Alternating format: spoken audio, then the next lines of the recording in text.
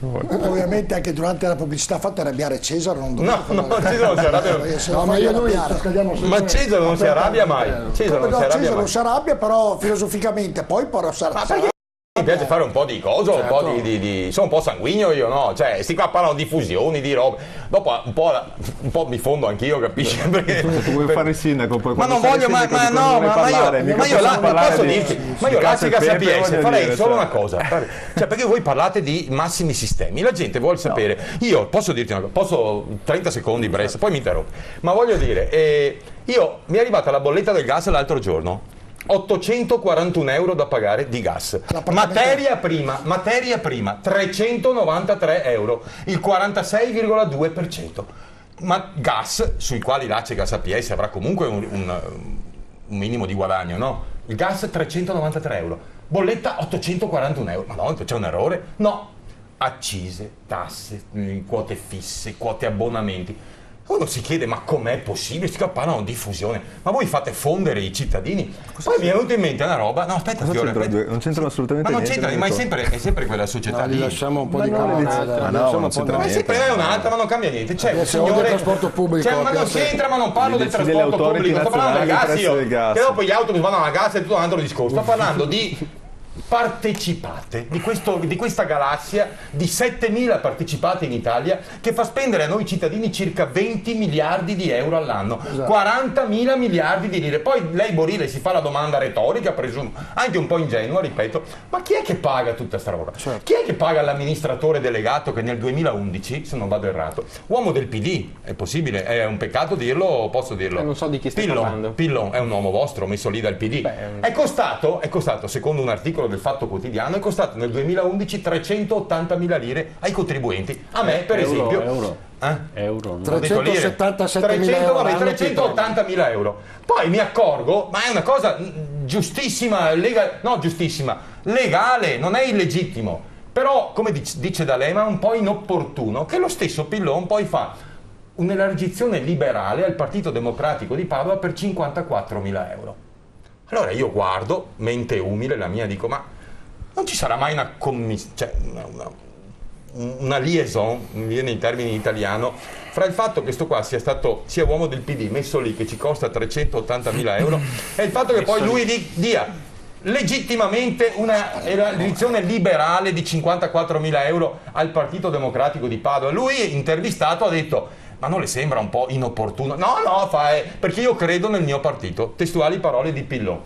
Lei capisce perché io pago il gas 841 euro la bolletta, mentre di gas ce ne sono 393 Borile? È questo che la gente vuole. Ma no, guarda che è tutto legittimo, Però non è opportuno, secondo me, non è il massimo dello... Cesaro, non è che mi ci fatto la domanda, ho detto poi anche quelli che dovevano pagare Trenitalia Nazionale li paghiamo sempre noi, non era tutto noi paghiamo, ma Borile, ma ci manca... Però faccio la domanda, Bressa, ritorniamo invece a parlare del Padova attuale.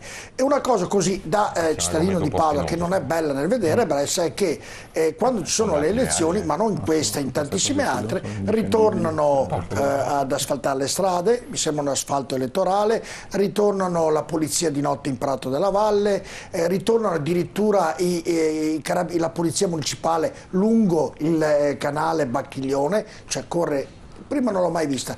Le ho citato 2 o 3 episodi. Come mai proprio in questo momento si fanno queste cose e ci sono i soldi e fino a ieri non c'erano? Punto di domanda. Beh, le sue parole dimostrano che di fronte a un problema della sicurezza come è percepita dai cittadini oggi c'è anche una risposta concreta, visto che sì, ma perché adesso? La sicurezza da 5 anni, no? Sottolineata da lei. Adesso poi è evidente che le forze dell'ordine erano in campo fin dall'inizio del mandato, come le strade le abbiamo asfaltato nel corso di tutti i 5 anni, perché c'è una programmazione anche nell'asfaltatura delle strade e il corpo dei vigili urbani non è che subisce delle variazioni, è più o meno lo stesso dall'inizio del mandato a oggi. E abbiamo anche dei dati che dimostrano che i nostri vigili urbani per l'80% non sono stanziati all'interno degli uffici, ma sono proprio destinati al presidio del territorio, perché consideriamo importante far sentire ai cittadini la vicinanza delle forze dell'ordine, visto anche appunto che il tema della sicurezza è un tema molto importante, molto sentito, sul quale tra l'altro Ivo Rossi sta mettendo in campo ogni azione per cercare insomma di dare una risposta che è quella che mette in campo il comune, che chiaramente è limitata alle competenze che ha, perché lo sanno tutti che insomma i problemi di carattere di ordine pubblico e di sicurezza sono di competenza delle forze dell'ordine e quindi della prefettura, della questura, e per arrivare più in su al Ministero dell'Interno. Infatti abbiamo anche fatto una richiesta proprio precisa al Ministro Alfano che intervenisse per il caso specifico di Padova, perché si sono manifestate queste spaccate, abbiamo visto insomma anche leggendo i giornali che è un fenomeno che insomma è apparso nella nostra città, fenomeno che tra l'altro attraversa tutto il paese, e però purtroppo siccome da noi c'è una considerazione perché così mi è sembrato, visto che lei vi a Padova ci vivo anch'io, una domanda che mi ponevo vivendo la città, tutto qui, adesso lei mi ha dato una spiegazione, dopo ognuno si farà una propria idea. Ecco, allora a Padova arrivano tanti soldi, Fiore, come sono amministrati questi soldi? Sono amministrati bene, sono amministrati male? Cosa bisognerebbe fare economicamente per questa città che ha molto bisogno dalla viabilità, come sentivamo prima, dai parcheggi, dall'ospedale, da chi più ne ha più ne mette, insomma. Ecco, i soldi arrivano, c'è questo patto di stabilità che impedisce di spenderli, ma poi alla fine escono, ci sono, perché poi alla fine ha ragione Cesare, ci sono. Ecco, come bisogna usarli questi quattrini per i cittadini padovani senza sprecarli, come mi sembra, dice Cesaro, vengano anche sprecati. Certo. Intanto volevo solo fare due altri esempi elettorali. Gli autovelox in tangenziale è stato chiesto di posticipare di 30 giorni la loro entrata in funzione, perché non è bello che arrivino degli autovelox un mese prima delle elezioni. Così come la PS ha assunto a 250 ore dei disoccupati solo fino a fine maggio per fare un paio di servizi al telegiornale, e dopodiché a fine maggio questi saranno in strada come prima. Insomma, tanto per fare degli esempi.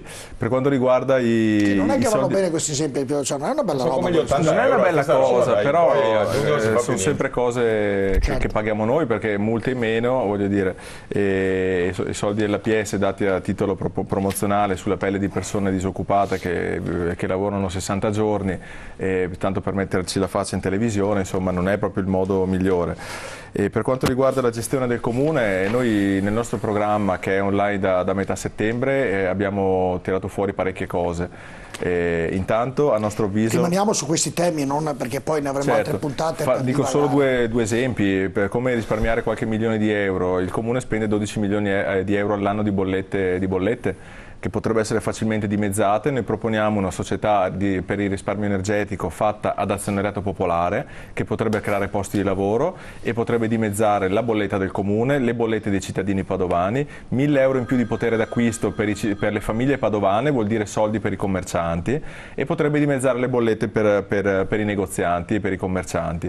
L'altra cosa che chiediamo è di potenziare quello che già fa il comune a livello burocratico, ma non a livello sostanziale, e cioè l'accordo quadro con l'Agenzia delle Entrate, che fa sì che il comune di Padova possa fare recupero dell'evasione fiscale, e il 50% di quello che viene recuperato rimane nelle casse del comune.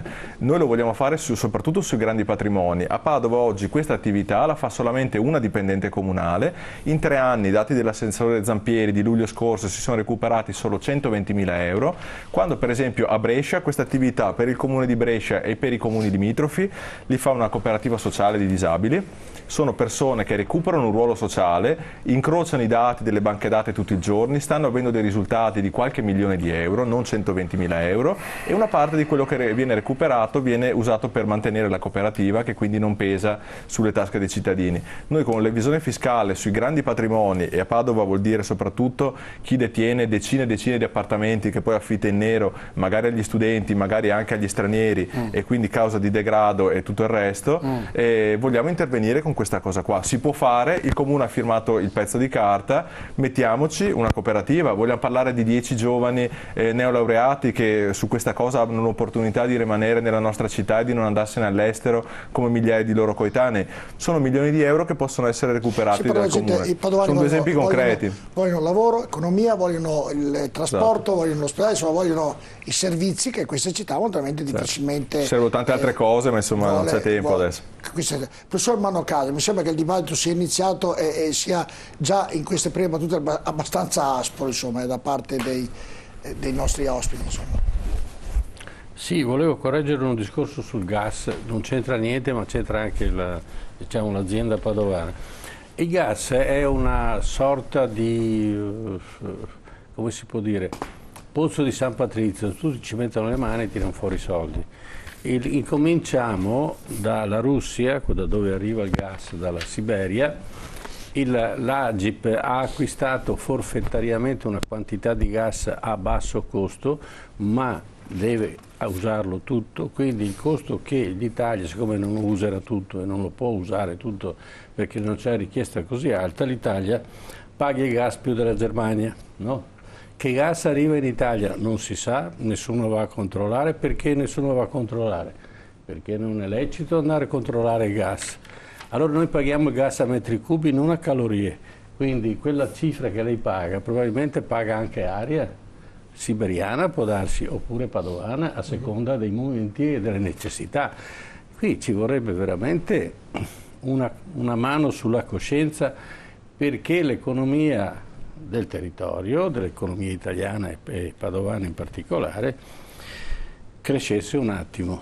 Quanto alla diatriba, è giusto che ci sia, le discussioni che ci sono adesso sollevano dei problemi leciti, dei problemi che la gente, e facciamo apposta questa trasmissione, che ciascuno sollevi i problemi e ponga le soluzioni, perché sennò altrimenti non è un match fine a se stesso, è un match per spiegare alla gente quali sono stati i deficit nella gestione di Padova negli anni precedenti, ultima, penultima gestione, e quali sono le soluzioni che effettivamente devono affrontare i prossimi sindaci.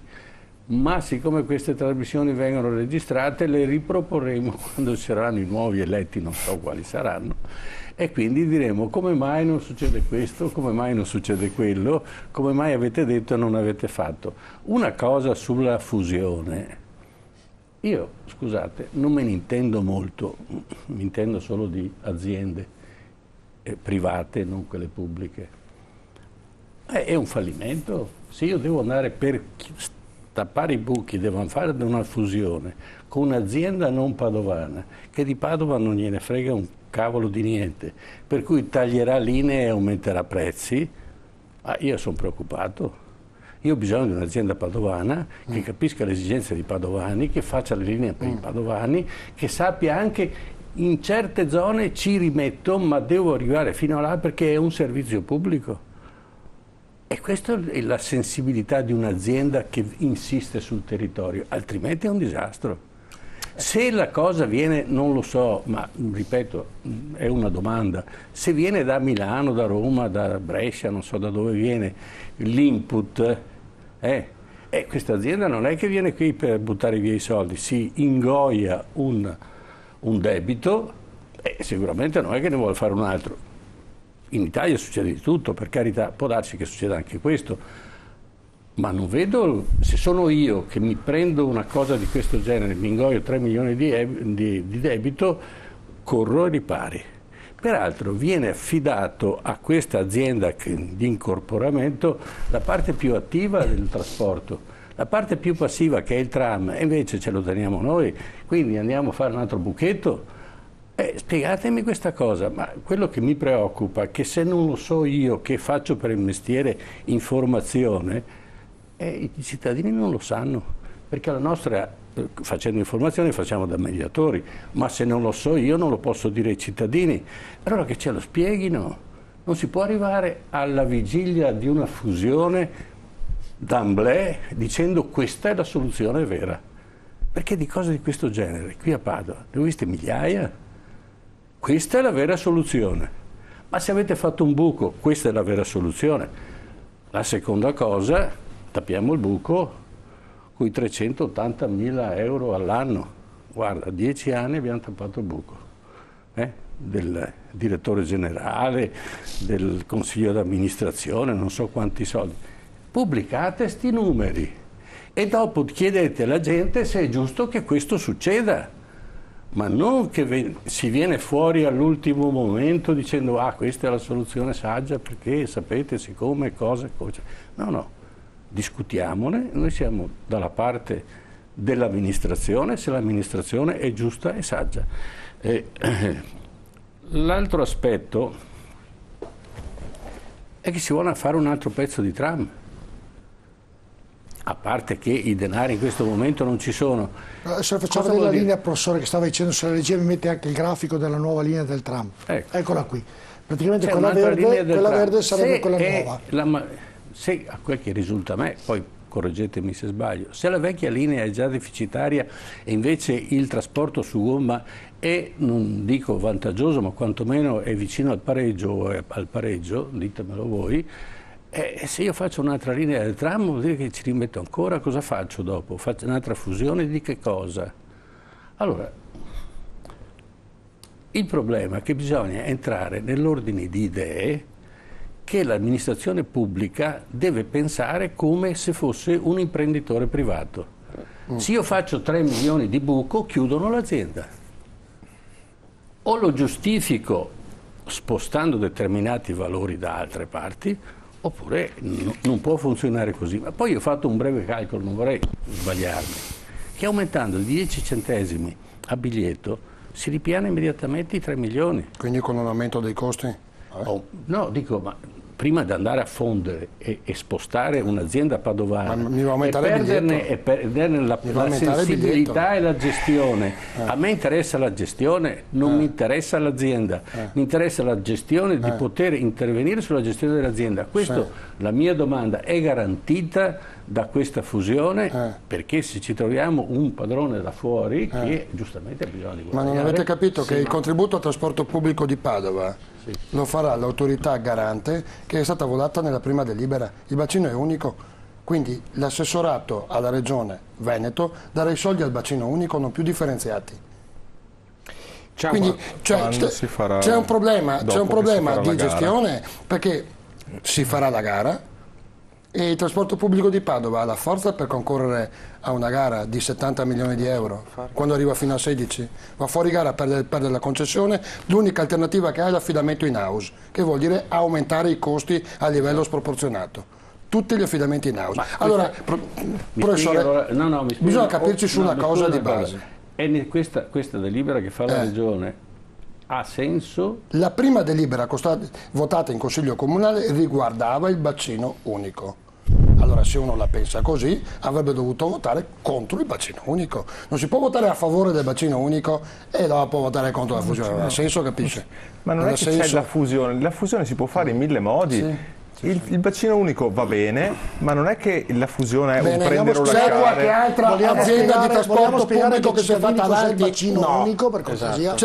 Scusami Fiore, c'è qualche altra azienda di trasporto pubblico che si è fatta avanti benissimo? La facciamo anche una gara? Non c'è stato nessuno. Ricordiamo cos'è il bacino unico per le nostre. Perfetto, ritorniamo indietro dopo. Il bacino unico il bacino unico è provinciale, cioè la regione darà i soldi al bacino unico provinciale, non più differenziato SITA e PS Holding. Perfetto. Punto. Io dico solamente quindi il una contributo cosa chilometrico dato dalla regione ci sarà per un ente solo, non più per due. Per spiegare ai telespettatori che in modo tale che io dico veloce.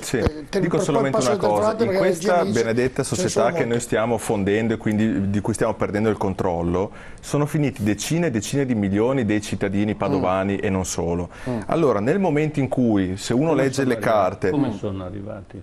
Negli anni, perché col tram, eccetera. Se uno legge le carte e vede che si è deciso che il 56% della nuova società sarà Bus Italia e il 44% sarà PS Holding, e legge che questo è stato deciso prima ancora di fare le perizie, perché le perizie si faranno ad aprile, quindi si volevano fare le perizie dopo il voto in Consiglio Comunale, e legge pure che se anche quelle perizie davano un altro risultato, le quote rimanevano ancora 56-44, io da cittadino padovano, dove c'è un pezzo dei miei soldi dentro quella cosa lì, dico non esiste, perché nessuna fusione privata si fa senza aver fatto le perizie. Non è privata, è pubblica, perché le ferrovie dello Stato sono pubbliche. Sì, ma nessuna operazione di merger finanziaria si fa senza aver fatto le perizie, per come favore. Pubblico, bon c'è il buco fonda, passi il buco di anno in anno e arriviamo a avere i debiti immensi e un domani... Guarda che Collaso ha votato tutte le delibere, compreso il CDA, scusami adesso, non è che vi differenziate a 2 giorni dalle elezioni. Ma come voi avete riconosciuto che sono stati fatti sbagli? Anche noi conosciamo che sono stati sbagli. Perfetto, è dal 2004 che amministra il centro-sinistra. Ho detto che dal 2004 l'azienda era a posto. Fine di discorso. Fermo che le telefonate, telefonate e poi continuiamo. Sentiamole. Pronto, buonasera, con chi parliamo e da dove?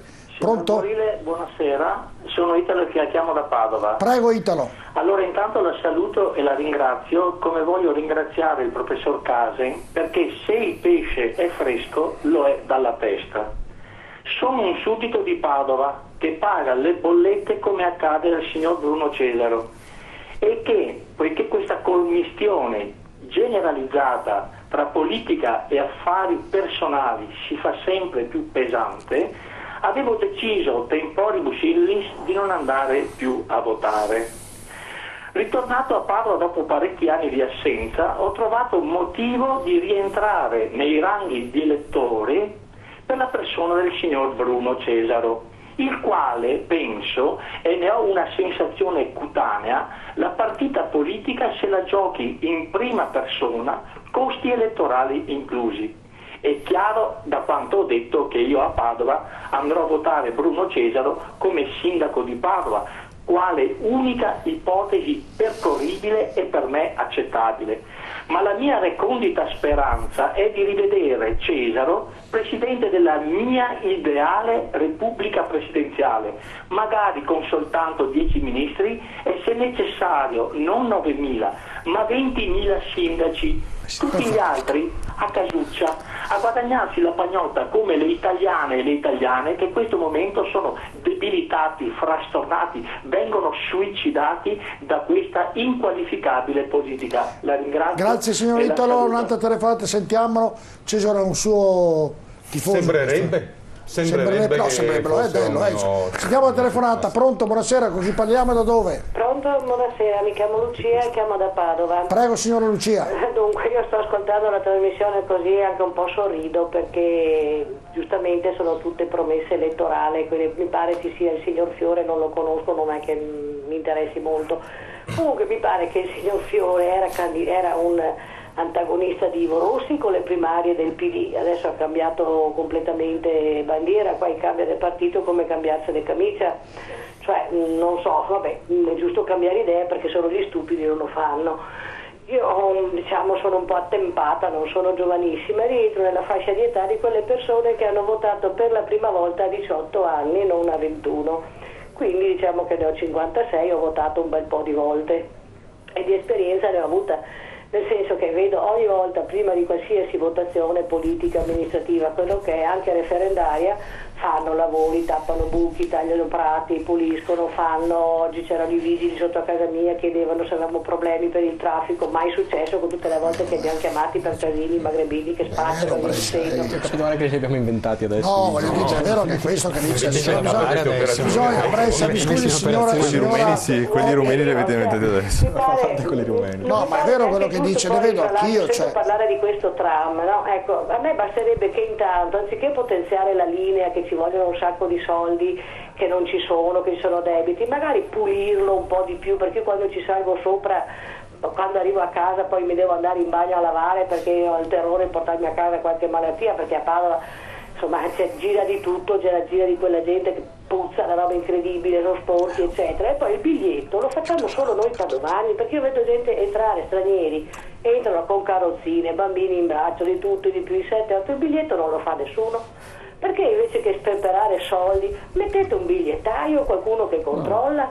Cioè non è possibile che uno entra... Poi succede che magari se l'italiano è senza, il padovano è senza biglietto prende la multa, magari l'extracomunitario non la prende, no, succede anche che se lo danno, tanto non la paga, dov'è che lo beccano? Qui stiamo vedendo un po' di degrado della città. No, un po' c'è. Padova è una delle città più dove in cui si vive male in Europa, credo sia la terza. Quindi è una Padova degradata, abruttita, e Padova, io me la ricordo da ragazza, era bellissima, la città tranquilla, io giravo a 20 anni, 25 anni andavo a lavorare, facevo la cameriera, quindi rientravo anche tardi la sera, giravo da sola senza paura. Adesso che sono un'età diciamo matura, io ho paura di uscire di casa la sera per andarmi a prendere un litro di latte se è buio. Cioè questo non è tollerabile, che io debba avere paura in casa mia, mettere 7 catenacci alla porta, non poter tenere niente in casa per paura che te lo portino via. Grazie signora, è stata molto chiara. Brescia, la risposta è dove, visto che lei fa parte di questo. Io voterò Cesaro. Lei vota Cesare, tutti gli appassionati di Cesare. No, perché è una persona che ha dimostrato negli anni molta coerenza e certo. Questo paga. Nella politica ci vuole coerenza e lo so. fare. Anche nella vita ci vorrebbe coerenza oltre. Però al di là del ragionamento di chi... sei a decidere per il prossimo, per i tuoi concittadini, o fai a meno di prenderti responsabilità o se te le prendi le porti avanti seriamente. Grazie signora. Al di là delle affermazioni per chi vota la signora non mi interessa, però il vero dato di fatto Bressa è questo qui, insomma, è che in questo periodo io sono d'accordo con lei, ma indipendentemente dalla gestione di una città, fatalità quando arrivano le elezioni di un sindaco succede qualcosa che prima non succedeva, succede che c'è più polizia che serve la città, che come dicevo prima le strade sono più pulite, più asfaltate, nei quartieri vedo qualche vigile sui semafori che è un'impressione che, ripeto, va al di là, però non è che sia tanto bello da avere questa cosa. Facciamolo tutto il periodo come sempre sul caso, si deve dare un servizio ai cittadini, insomma, no? Non mettere il vigile dietro un albero che non vede l'ora di beccarti per darti la multa senza avvisarti. Non ho constato particolarmente questo fenomeno, può anche essere che tutta una serie di scelte stiano arrivando a maturazione in questo periodo e quindi se ne vedono anche i frutti, perché comunque da quando Ivo Rossi ha preso le redini della città, dopo che sappiamo Flavio Zanonato è andato a fare il ministro, su tutta una serie di questioni c'è stata anche alcune forme di discontinuità nelle scelte che ha preso. Ecco, però ci terrei a tornare su alcuni degli elementi che sono stati sollevati nel corso della discussione, in particolare sul tema delle partecipate che è riemerso spesso. Ecco, su questo vorrei intanto ringraziare anche Stefano Grigoletto che ha aggiunto alcuni elementi di realtà sul tema, perché noi stiamo andando in una fase che ormai è iniziata da diversi anni verso un sistema di aggregazioni che è spinto da un lato dalla normativa nazionale e dall'altro anche dalla volontà politica di semplificare, di razionalizzare e di ridurre anche le spese che ricadrebbero sulle spalle dei contribuenti. Un'operazione come quella che abbiamo fatto di ingresso di Acergas APS nel gruppo ERA ha portato per esempio 6 milioni di utili al comune di Padova che prima non erano previsti. Sono 4 milioni in più rispetto agli utili che avevamo con la società precedente che possiamo oggi spendere a servizio della cittadinanza. 6 milioni diviso con Trieste, quindi ne hanno incassati 3. Nel sociale. Al tempo stesso 3 non 6, facciamo tutti 6 milioni è il dato che ho io, poi lo verifichiamo. Padova Trieste. Verifichiamo, no, perché dopo c'è la fusione, bisogna entrare nella fusione. Verifichiamo, potrei sbagliarmi da quello che so io. Sì, ma da 3 a 6 che sono pochi per il comune di Padova. Sulle carte, con 3 milioni chiudiamo un buco di quella. Sulle carte del comune di Padova, sono le carte del comune di Padova che ho in mano, quindi credo che sono, ma dopo entriamo in questo ambito. Sono le carte del comune di Padova, insomma, quindi tendenzialmente ho una certa fiducia sul fatto che i numeri siano quelli. Al tempo stesso, magari non sono quelli che ti ricordi, però i numeri sono giusti. Al tempo stesso stiamo percorrendo il percorso della fusione delle aziende di trasporto, che è un percorso che noi come Partito Democratico invochiamo da decine di anni, perché quante aziende di trasporto pubblico ci sono all'interno della regione? Non puoi dire sta roba qua. Quante ce ne sono? 38 aziende di trasporto. Non puoi dire sta roba qua. Ci sono 38 aziende di trasporto. Avete fatto la fusione quando avete fatto il buco? Abbi pazienza, ma mi sono scontrato. No, su questo no, questo non ti do ragione perché anche su Padova sono tutti gli interventi ottenuti nei 5 anni. Con i nostri consigli regionali stiamo portando avanti da lungo tempo. La fusione del trasporto pubblico. Ci sono 38 aziende all'interno della regione Veneto, vuol dire 38 consigli di amministrazione diversi, quindi 38 poltronifici diversi, quindi vuol dire quante linee di aziende diverse vanno a intersecarsi senza razionalizzare quello che è il servizio. E adesso la strada qual è? Quella di aggregare, di semplificare, di dare un servizio migliore ai cittadini. Bisogna comunque farlo tenendo il controllo da parte delle autorità che sono garanti che il servizio sia sempre in favore dei cittadini e quindi facendo in modo che non ci siano le problematiche che sollevavano. Scusa, posso farti una domanda solo per dare un po' di sale anche. Ci sono le autorità perché tu sei interessante, ma quello che dici, però io francamente capisco poco. Ma per esempio queste autorità garanti, chi è che le sceglie? Chi è che decide che quello che dicono loro sia realmente vero? Cioè che il servizio che sta dando l'autobus mio che passa da me e che è il numero 22, solo per gli amanti della statistica, finisce le sue corse durante la settimana, non la domenica, il venerdì, il sabato alle 20:25 di sera, per cui io vado a cena in centro e torno a piedi. Lo decide il Ho il comune. fisico, però dopo 10 volte mi stanco, capisci? Ecco, questo chi è che li nomina sti qua? Sono nominati da voi, sono sono persone, sono i santi, sono i probiviri, chi è che sono? C'è un sistema che fa riferimento alla regione, ma non è questo il ma punto. lei Borile, che non è punto- più giovanissimo neanche lei come me, punto, Cesare, è che siamo diversamente giovani. Hai preso ma lei la si mia ricorda cattiva quando... abitudine di interrompermi. ma Dio, hai parlato 2 ore, mica una predica, ti metti in una stola e noi stiamo qui, ti dai anche la comunione, ma voglio dire... Bisogna avere il tempo di sviluppare un ragionamento, se no facciamo propaganda. Ma guarda che fare in politica, tu sei giovane, fare in politica, il politico ci vuole anche un minimo di dote, che è la sintesi, no? Perché sai, cioè, non è una lectio magistralis, qua non parli ex cattedra, cioè sei in un'assise televisiva, bisognerebbe anche contingentare un attimo i tempi, perché con sto cavolo di... cioè la gente, io sono il popolo, no? Qui dentro rappresento la gente, io... Giustamente dovrebbe farlo Borile, non te, però Cesare. Però ci ho capito poco di tutti questi aspetti tecnici, no? La gente vuole capire come mai io paghi, come mai io non riesco a prendere un autobus non alle 3 di notte, ma alle 10 di sera, e come mai io paghi il gas, che è sempre una partecipata, 841 euro anziché 393. No, ma non occorre che mi rispondi, so già la risposta. Per uno che vuole fare il sindaco è un po' grave, però aversi capito poco, mi permetto. Di quello che dice lui. No, uno qua è qui perché ambisce a fare classe dirigente. Ma io ste robe qua le spazzo via tutte, io azzero tutto, capisci? E poi metto gente che lo fa nella mia azienda. Io ho un'azienda che fattura milioni di euro. Io non posso dirti una cosa, quello che guadagna di più nella mia azienda guadagna un quarto di quanto prende un consigliere regionale che non sa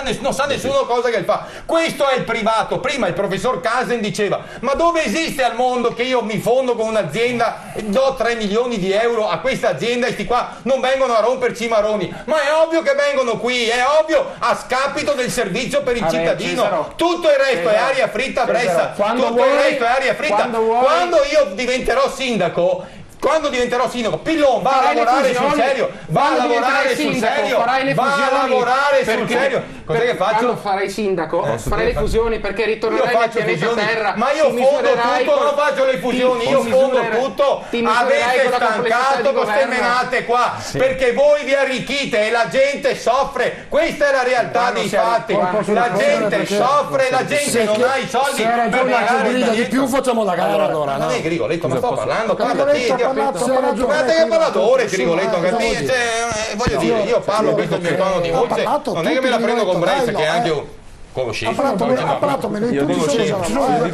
Ma ha parlato meno di tutti Cesare, lo facciamo parlare. Perché ha alzato la voce, ha parlato meno di tutti. No, perché che rompe il scatto e chiamino 2 persone che dicono votano Cesare. Saranno gli unici 2 a Padova, portate pazienza, mica colpa mia. Non ho mai detto una cosa del genere. Ha parlato poco di Ma hai detto una cosa del genere. Andiamo al bar. Poi per venire abbiamo parlato di fusione, abbiamo parlato di sicurezza e di tant'altro. Ovviamente se poi andiamo nei particolari, ovviamente è anche colpa mia che gestisco questa trasmissione. Allora, Fiore, poi io voglio dire una cosa con tutta la simpatia umana che ho verso Cesaro, però io non credo che la gente accenda la televisione per ascoltare qualcuno che ambisce a diventare classe dirigente per sentirsi dire che la gente sta male. La gente accende la televisione e magari ci ascolta perché vuole sapere le soluzioni. Allora, Cesaro vuole spazzare via tutto, benissimo. Io gli dico che anche per spazzare via tutto bisogna capirci qualcosa, perché non basta avere una bella si arriva e si fa come Nerone che si appicca il fuoco alla città.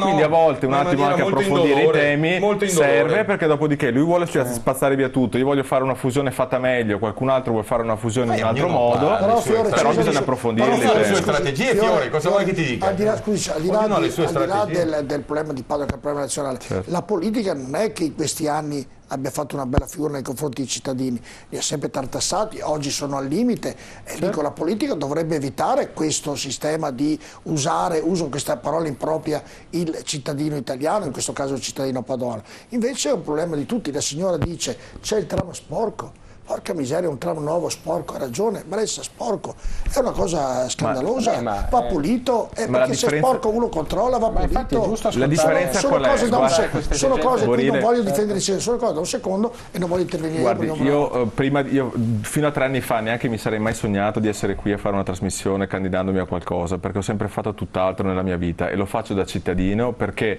io credo che qui o cambiano le cose oppure uno dei prossimi a dover andare via da questa città sono io. Il problema qual è? Che i cittadini non possono solamente accendere la televisione e aspettarsi di vedere chi è quello che la spara più grossa.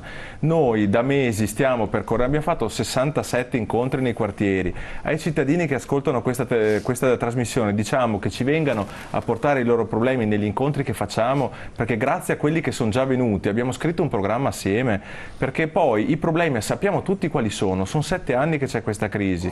Il fatto è che se vogliamo fare un passo avanti dobbiamo trovare delle soluzioni. Io sono qui perché col programma di Padova 2020 che abbiamo sviluppato in mesi di lavoro con decine e decine di persone e che abbiamo pubblicato a metà settembre, salvo poi che dopo tantissimi ce l'hanno copiato, per primo il Movimento 5 Stelle nelle ultime settimane, noi riteniamo di avere delle soluzioni a questi problemi. Noi chiediamo ai cittadini di guardare quali sono le soluzioni che noi proponiamo e se queste soluzioni sono credibili ci voteranno, non perché ho la faccia simpatica o perché sono qui in televisione, ma perché noi abbiamo questa cosa. E sul fatto che l'economia del lavoro, tra 2 mesi io torno a fare il mio lavoro, torno a pensare ai miei figli, torno a pensare a mia moglie, sperando che qualcuno più bravo di me risolva le cose, se no me ne andrò via come migliaia di nostri concittadini. Io sono qui con questo atteggiamento. Vuole avere in parole povere più euro in tasca e lavoro. Perfetto. Ecco, Grigoletto, vengo anche da lei.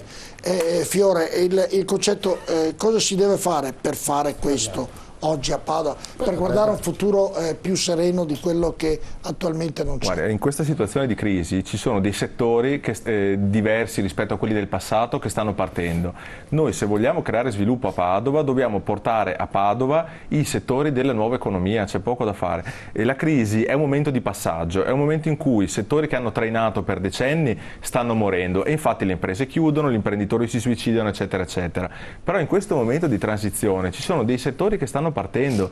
Noi dobbiamo avere la capacità di visione per capire quali sono i nuovi settori dell'economia e ne dico uno per tutti. La Comunità Europea ci ha detto già, lo sappiamo già che dal 2018 anche a Padova dovremo fare gli edifici a emissioni quasi zero. Allora vogliamo aspettare il 1° gennaio 2018 che arrivino le solite imprese tedesche e che i posti di lavoro li facciano loro, o vogliamo fare un regolamento edilizio comunale nel 2015 che anticipi questa direttiva, perché una volta le imprese edili padovane, che sono le più colpite dalla crisi, imparino prima degli altri a fare quello che poi tutta Europa farà, e perché siano per una volta le nostre imprese ad andare all'estero ad esportare con i nostri geometri, i nostri idraulici, i nostri architetti, i nostri ingegneri e quant'altro. E questa cosa la possiamo fare per diverse filiere di economia.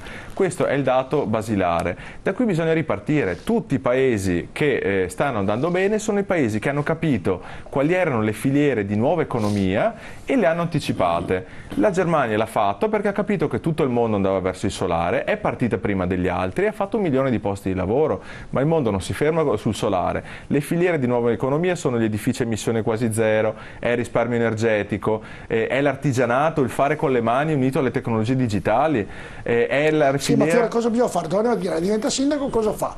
Esatto. Da domani mattina. Filiera del recupero e del riciclo, fin tanto che noi i rifiuti li inceneriamo a Padova, quando invece gli stessi rifiuti portati a recupero e riciclo generano 20 posti di lavoro in più rispetto all'incenerimento. Allora l'Alcoa Porto Marghera ha chiuso da 3 anni, molti dei tecnici delle operai dell'Alcoa erano padovani. Noi abbiamo una miniera d'oro di alluminio a Padova che sono i nostri rifiuti. Possiamo fare una generazione di alluminio di seconda mano con la materia prima che sono i nostri rifiuti, invece di spendere per smaltirli con i tecnici che gli operai che già abbiamo e con i patrimoni che ci sono a Padova, perché abbiamo miliardi di euro di soldi dei cittadini padovani congelati nei conti correnti, perché chi ha il lusso di avere dei soldi non sa che cosa farne adesso, perché nelle case non investe perché sono tassate, nelle azioni no perché c'è la crisi. Potrebbe essere un viaggio. Io nei nostri incontri ho trovato decine di persone che mi dicono: se qualcuno mi desse dell'opportunità di investire in iniziative di economia del territorio, magari per riportare mio figlio che lavora all'estero, io i miei 1.000 euro, i miei 500 500 euro, i miei 2000 euro ce li metto. Allora noi vediamo un'amministrazione non che spende i soldi pubblici per fare questo, ma che è un'opera di coordinamento, di regia, di promozione, nel ridare entusiasmo a tutte le risorse economiche, umane che abbiamo in questa città e che dia una direzione, perché la direzione è quello che manca. Grigoletto, poi Buttorini. Allora, mi ha affascinato il discorso di Fiore, però secondo me c'è un po' di una contraddizione in termini, cioè come fai a fare ristrutturare gli edifici a emissioni zero se il mercato dell'immobiliare è bloccato, non ristruttura più nessuno. Allora partiamo da un altro... Basta leggere il nostro programma se vuoi te lo spiego, ma è molto semplice. Poi ti spiego il mio che magari è un po' più articolato. Cioè, il comune di Padova ha un bilancio di 517 milioni di euro, spese correnti 297 milioni di euro, scritto qua, questo qua, bilancio previsionale 2013-2015, scritto qua dentro, 297 milioni di euro di spese correnti, 1938 dipendenti, comune di Vienna ne ha 700, ciao signore, primo punto. Secondo, partecipate pubbliche 14. Adesso c'è la scopa di Cesaro per le partecipate pubbliche per mandarle via.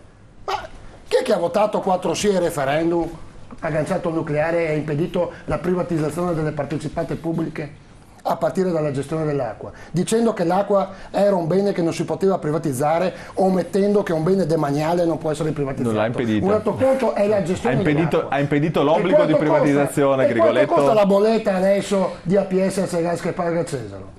Perché la metropolitana a New York è privata e arriva in orario e qua bisogna mantenere tutto pubblico? I comuni devono tornare alle origini, guardi, fare variante del PRG, fare un po' di urbanistica, fare un po' di sociale e fine dei discorsi, perché tutte le partecipate pubbliche finora hanno solo buchi di bilancio che costano i cittadini. Cos'è il cuneo fiscale? È la differenza tra il netto in busta paga, i contributi che paga uno e con il resto si va a pagare tutta questa roba qua. Capiamoci, 71% di pressione fiscale. Però in Germania è tutto statale, vuol dire, non è privato. No, scusi, la Germania ha 500 milioni di euro di spesa pubblica, l'Italia ne ha 810 milioni e loro hanno 18 milioni di abitanti in più. Abbiamo 310 milioni di euro di spesa pubblica in più. In più, mi scusi, ma perché la bolletta energetica in Italia? Sì, io devo pagare le energie alternative. Ma Berlusconi ha governato 15 anni, dove eri? Scusami, Berlusconi ha governato 9 anni e ti fai i conti su 20 e in politica da 20 ha governato 9 e fatti i conti. Vabbè, ti pare poco, è quello che ha governato più di tutti. Cosa vuol dire? Cioè, cosa ha fatto lui per la spesa pubblica? Ho detto che le partecipate pubbliche sono state annullate con un referendum. No, ma se mi parli di spesa pubblica, chi l'ha fatta la spesa pubblica? Sarebbero già privatizzate con legge Ronchi, Fitto, Prestigiacomo, col 30% all'ente pubblico, il 70% alla gestione del privato. Facciamo un esempio a Padova che ha fatto il PD. La gestione delle 6 farmacie comunali, come le avete fatte? Non avete fatto praticamente una società di gestione per darle al privato. Costano di meno o costano di più? Costano molto meno. Perché avete in corpo 6 dipendenti per farmacia. Ma sì, la direzione l'ha fatta l'assessore Bortoli. Addirittura loro, quando erano contrari, alcune operazioni le ha fatte per ridimensionare la spesa pubblica. Allora, se il problema a Padova purtroppo sono i negozi che chiudono, secondo me il degrado è il secondo motivo, il primo è la pressione fiscale. Come fai ad avere un IMU sulle attività commerciali al 10,04? In più tutti i candidati sindaci, la Tasi sanno cos'è? Dove la mettono? Sulla prima casa o sulla seconda sul bilancio preventivo? Sai cosa vuol dire avere uno 0,8 in più sulla prima casa? Lo chiedo a Fiore. Avere un'aliquota che va dal 2,5% al 3,3%.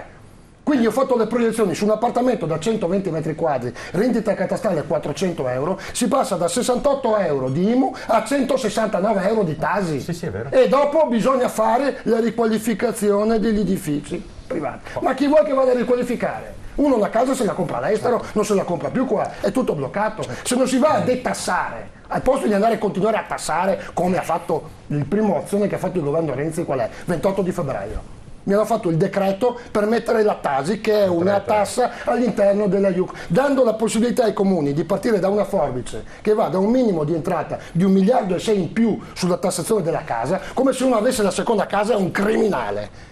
può essere anche frutto di risparmi, Fiore. La seconda, terza casa, scusa. Non è proprio vero che uno che è un attimo, seconda una casa risposta perché mi chiama sempre. La risposta bisogna capirlo. Sai cosa c'è Grigoletto? Grigoletto, la Sai cosa risposta c'è Grigoletto? Che io spendevo. Chi l'ha detto? Buttorini, stiamo parlando di Padova. Si comincia prima di tenere i quadri d'autore, che sono le partecipate pubbliche, e il frigo vuoto. A casa, faccio un esempio che capiscono tutti, si vendono le partecipate pubbliche, e quelle che non si vendono si chiudono. Fiore, la risposta rapida e poi come si fa a avere un'azienda ancora come Teleretti? Grigoletto fermo che lo fa mezzo cablaggio di se no devo fare la trasmissione, non riesco a fare ho capito, c'è che io in famiglia spendevo 2.500 euro, adesso ne spendo 1.000 e io vorrei che 1.500 euro in più di soldi in tasca ai cittadini padovani ci fossero per tutti. Su 297 milioni di euro. Ma se non lo sai cosa parli? Ma se non lo sai cosa parli? Ma se non hai letto niente cosa parli? In tutta Europa lo fanno con delle società che ci mettono loro i soldi per fare risparmio energetico. Io questa cosa la faccio. Io la pago in bolletta. Io questa cosa la faccio con zero e pago in bolletta i pannelli solari i cui soldi vanno a un privato. Ma se stai parlando solo in Italia. Ma se stai parlando di cose che non... Io questa cosa qua la faccio senza che il comune ci metta 0 euro. Va bene? La paghi già in bolletta. La paghi già nella bolletta dell'Enel. Ma se vuoi criticare un programma, prima leggilo, vieni ai nostri incontri, l'ho detto in 60 serate pubbliche questa cosa qua. Tu vieni ai miei, con 0 soldi. Impari qualcosa di più. 67 prima. Perché ho scritto 67. Va bene, cavolo, mi hai beccato. Mamma mia. Secondo me hanno ragione Il concetto è che invito le persone a venire perché con 0 euro aumentano gli stipendi di Pillon. Con 0 euro messi dal comune hanno ragione. O privatizzi o no? Adesso Buttorini. Esatto, adesso poi possiamo dire qualcosa anche noi perché sennò sì, però se mi interrompono sempre non riesco a finire, voglio dire. Stavo parlando io, mi hai interrotto tu. No, mi ha dato la parola, mi ha lasciato la parola e mi avete interrotto in 3. Per favore. Allora, io volevo per concludere dire che noi, che per chi si legge il nostro programma, viene nelle nostre serate, noi possiamo fare risparmio energetico, dare più di 1.000 euro all'anno in tasca ai cittadini padovani, come ho fatto io a casa mia, senza che il comune spenda 1 euro, con una società che si chiama ESCO, Energy Service Company, che noi vogliamo fare ad azionariato popolare. A Padova abbiamo fatto una banca ad azionariato popolare, dove i cittadini a botte di 500.000 euro volontari per chi vuole, li ha investiti e ha 40 milioni di euro di capitale sociale. Questa società, a chi ci mette 1.000 euro, non è che sia carità, questi 1.000 euro vengono rimborsati perché è un investimento, così come altri investimenti che si fanno. Con questa cosa qua portiamo posti di lavoro a Padova, diamo una remunerazione a chi ci mette i soldi, diamo più di 1.000 euro alle famiglie che vorranno fare risparmio, possiamo risparmiare qualche milione di euro per la bolletta del comune e possiamo dare anche l'opportunità ai commercianti di risparmiare sulle loro bollette, perché lì sì che ci sono bollette di 2.000, 2.500, luce e gas. Mi interrompe. Non c'è il comune, lo lasciamo finire. C'è scritto nel mio programma, se lo leggi prima di criticarlo a priori, perché qui si critica a priori di cose che non si conoscono. Quindi queste sono le nostre soluzioni, perché qua si parla di tante cose, si critica gli altri, ma noi siamo qui perché vogliamo fare delle cose concrete e vogliamo chiedere il voto. Andate a leggere il programma perché noi quelle cose le faremo e lì c'è scritto tutto. Grigoletto, lo lasciano parlare quando parla lei, lascia che lei parla. 2 secondi. No, parla Buttorini. Prego Buttorini. Allora, io sono d'accordo con quello che ha detto sia Fiore che Grigoletto, perché sono tutte cose giustissime. Penso che nessuno a casa abbia detto no, quello non voglio fare, no, quello non voglio fare. Cioè, è vero, ci sono dei problemi, ci sono delle opportunità e sono da sfruttare. Anche secondo noi ci sono tante opportunità da sfruttare a Padova, e quella prima è il turismo, cioè bisogna portare a Padova più gente possibile dall'Europa, bisogna far arrivare qua gente che viene qua e che spende soldi nei bar, nei ristoranti, cioè sono soldi che vengono, però allora il problema è come fai a bisogna più la gente che se ne sta andando di quella che arriva, più la notizia, e molti italiani noi dobbiamo far arrivare orai, perché bisogna cominciare a fare le mostre, quanta gente ha portato, avete appena abolito il reato di immigrazione clandestina, lo lasciate finire. Per creare Cesaro lo lascia finire per cortesia. Comunque ragazzi, questo qua noi vogliamo rigenerare Padova dalla cultura, puntare sul museo degli eremitani, puntare bisogna fare economia, bisogna lavorare. Esatto, ma non sui centri sociali, non vogliamo fare quella cosa, vogliamo portare turisti a Padova, che non stiamo qua un giorno perché non c'è niente da fare, vogliamo dare delle cose ai turisti che vengono qua da fare, da vedere, il museo dell'arte moderna, il museo del design, perché questo c'è, questo sappiamo fare, valorizzare il giotto, valorizzare quelle cose là che portano Grigoletto, lo lascia finire, per no, per un giorno solo, ma 2 o 3, e che spendono soldi a Padova. Sì, Cioè, certo. bisogna portare gente a Padova, qui dobbiamo rendere Padova sicura. Guarda che rispetto un po', no? Cioè, Prego. Lo lascia finire. Pensavo che si ha fatto una pausa in mezzo. Fatelo respirare almeno. no, comunque noi questo abbiamo in idea, cioè questo non vogliamo fare, noi vogliamo rigenerare Padova. Non ho capito come. Dalla cultura. Con la cultura. Ci sono, come dice giustamente anche Fiore, ci sono i privati che hanno voglia di mettere soldi per poter stare nella loro città, per poterla vivere. Ci sono, perché vedere il Concordi chiuso e imbrattato fa schifo, vedere l'Alatino chiuso è osceno, cioè bisogna che la gente si riappropri di questi la luoghi. variante Pieregi. Grigoletto, le abbasso il microfono. Grigoletto, le abbasso. Andiamo in pubblicità. Ma se sei 6 anni in consiglio comunale per criticare lascia spazio ai giovani, allora se pensi di non sapere fare certe cose, dai, perché siamo qua solo per criticare gli altri, che razza di ragionamenti facciamo? Ho capito, però allora basta. il conto è spiegare anche il metodo.